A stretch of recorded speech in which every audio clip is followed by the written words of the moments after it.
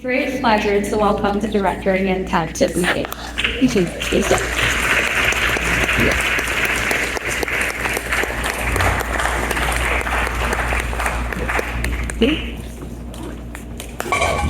Oops.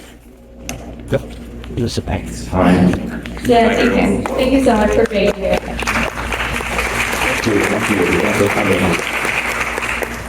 Before I open up to the audience, I would like to ask a few questions.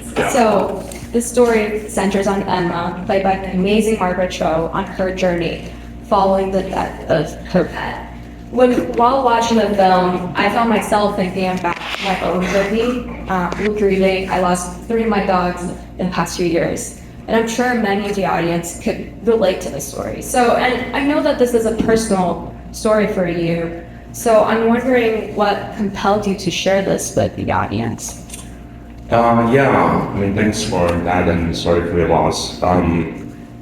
This 10 years ago in 2013, my husband and I had our first dog. His name was also Tiger. He was a Chinese Short-Haired. It was like a dog that was in the movie. So that was a sort of like a surprisingly gutting experience. I think it sort of blindsided us in a way that was like we didn't realize it was going to be so devastating, losing a pet.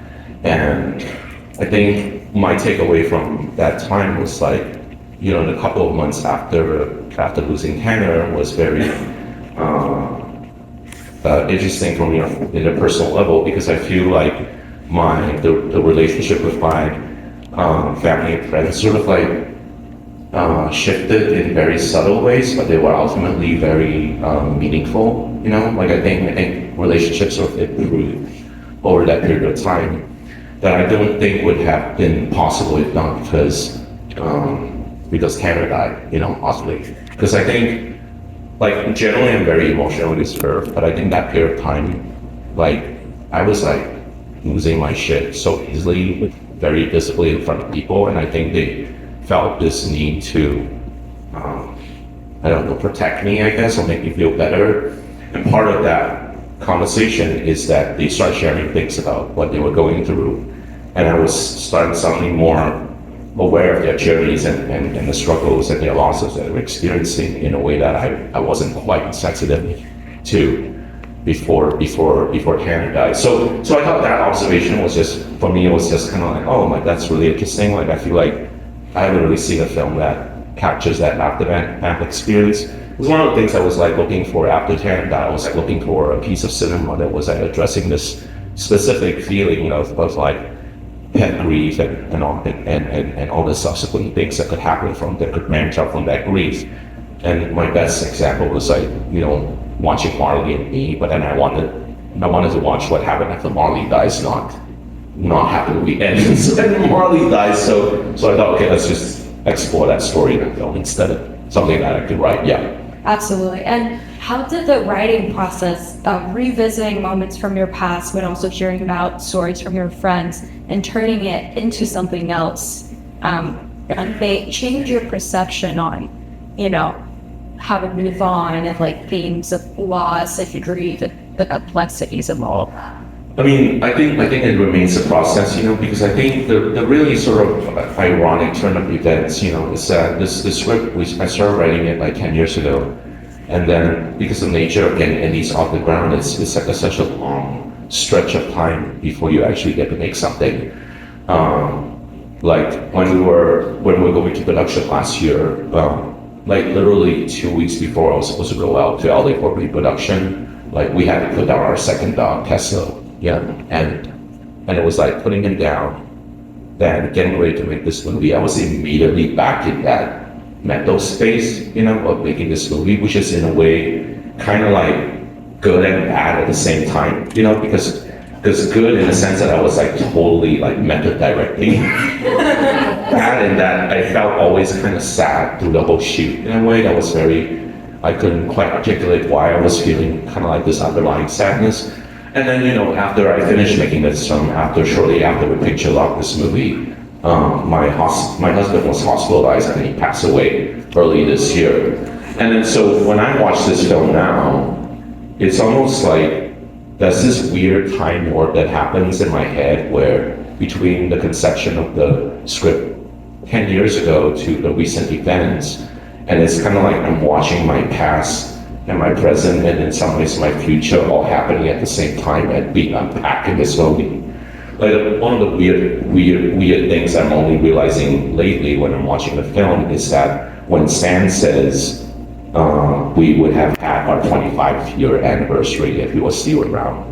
Like my husband and I were together for 25 years. It's just things like that is completely inexplicable, but then it's also, for me, it's like, that's what I mean by it's like a process now. It's kind of like, okay, well, what is the ultimate reflection from all of this? And I think it's continued to reveal itself.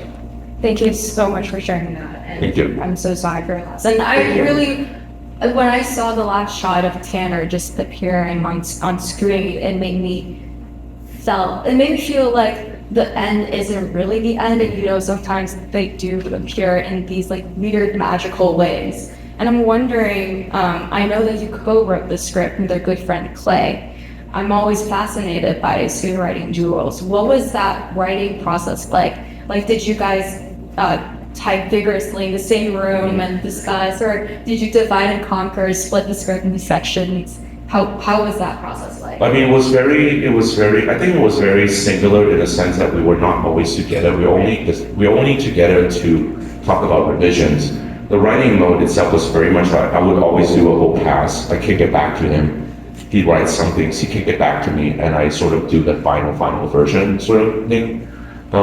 And I don't know whether that's the way I would want it, because in a way I do wonder, because Clay and I have been really good friends for all these years, and a lot of the tension and the bickering between Emma and Stan in the movie is kind of like drawing from our friendship in a way, And I think a lot of it was like we are processing on paper, but he and I have actually not talked about it and talked about like, is this like too close? And like we don't have to talk about it, but we can express it on screen, and maybe it's worked it out here, and then we can sort of, I don't know, revisit this later down the line. But there is that tension where I feel like, I don't know whether he does it so that, and I can completely talk this because he's not here. But it's like kind of this idea that I wonder whether he is aware of that either, or whether he's aware of it and he doesn't want to talk to me about it. Because in our case, like he's straight and I'm gay. But it's kind of like the dynamics is very weird in that way. There's a lot of passive aggressiveness and all this kind of stuff. Like, we're like shitty to each other in different ways. Even though we are very good friends and we love each other, So. That's so fascinating, the relationship between reality and the script. And obviously you deal with a very heavy subject matter here, but I found it really impressive how you were able to find a balance between the dark and the light. Yeah. I was wondering, what was the conversation like with your actors or in the editing room, trying to find the right tone and the mood for the film? Yeah, I mean, for me, from my experience, my grieving experience, even my husband's death, which was so sort of like a big life event, I find myself realizing that I do use humor to cope quite a bit, and I cope with it in a way that is almost like completely unexpected, like I think about the night when my husband passed away at home, because we did hospice care, and he passed away like 3 o'clock in the morning, and it was just me and my caregiver, and while we were waiting for the hospices to come in to pronounce his death, she and I, the caregiver and I, was just sitting in the dining room and just chit-chatting, and we were talking about things that had nothing to do with what just happened. And she said something funny, and I sort of laughed, and it was very kind of normal, And I think, when I think back about like why does that happen, it's helpful in the sense that it takes my mind off of the fact that my husband just died, but also it was kind of like a relief. It was almost like I needed to laugh just to get rid of that tension, So I think it's like I really do use humor quite a bit to sort of cope through life stuff. I think the only thing that's kind of like omitted from this film is that I feel like my real sense of humor is way darker and more dependent than what's on the screen, and I feel like if I put that in this movie, I think it would be a completely different movie that doesn't make you feel so lighthearted, And my intention is I want to make something much lighter. I don't want to be so fucking dark that people are like, oh my gosh, these people are fucked up. But yes, I have that sense of humor. Speaking of humor, Margaret Cho who plays Emma, is an icon in the comedy space. And it's really rare to see her in the drama role. I was wondering, did you always have her in mind for this role? Yeah, I mean, originally it was like, it was not, I mean, it was meant to be for a guy, or it was a male part, And I think after working through, just like over time, like we just sort of arrived at the decision that maybe it makes sense to have the woman play this part. Margaret was someone that just came to mind very quickly, just because I felt like she, I've been a fan of her for such a long time, but so much of her material, so much of her jokes is actually reaction from kind of having a really long journey, that was filled with ups and downs in her careers, and she's able to sort of have agency by being able to shape humor out of them, and make all of us, laugh our asses off, and I think that's very powerful, So I thought if we just sort of, and I know that she's gone through a lot of really bad stuff, and I thought that's the way for her to access that, to sort of put it in this film. Yeah. Last question before I open it up. As an Asian woman, I was so delighted to see so many Asian Americans on screen. But what I appreciated the most was that you explore representation in this film in a way that's not just about race, but rather something that all of us could connect with. Yeah. And I was wondering if you could speak a little bit about that. Yeah, absolutely. I mean, my intention with this one was always like making an Asian American film that doesn't necessarily dive into Asian American topics, if you want to even call it that. Like, I don't think the Asianness in this film is coming across in sort of like the conventional themes that you would expect, from Asian American stories, as there's no immigrant elements or characters struggling with their ethnicity or that kind of stuff, angst, racial angst, and all that kind of stuff. I mean, I thought I just wanted people to just be themselves, because I think when I examine my own life, Asianness doesn't really occur quite a bit in my life. It's just like, I think for the most part, I'm lucky enough that I'm treated as a equal most of the time.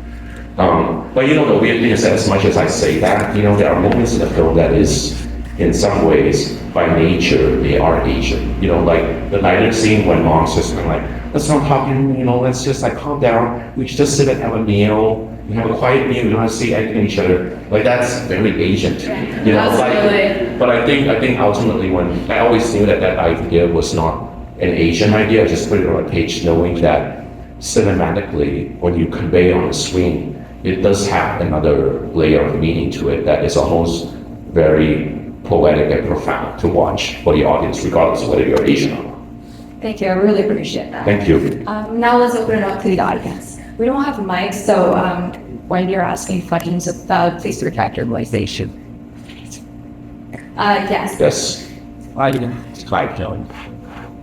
Like an asset bio to not really about that car recording Yeah. what needs whether sugar. Yeah. Oh my gosh, of course, no, okay, thankfully I remember, I was like blanking on who wrote the quote. So that's a Helen Keller quote, that has been used for greeting cards before.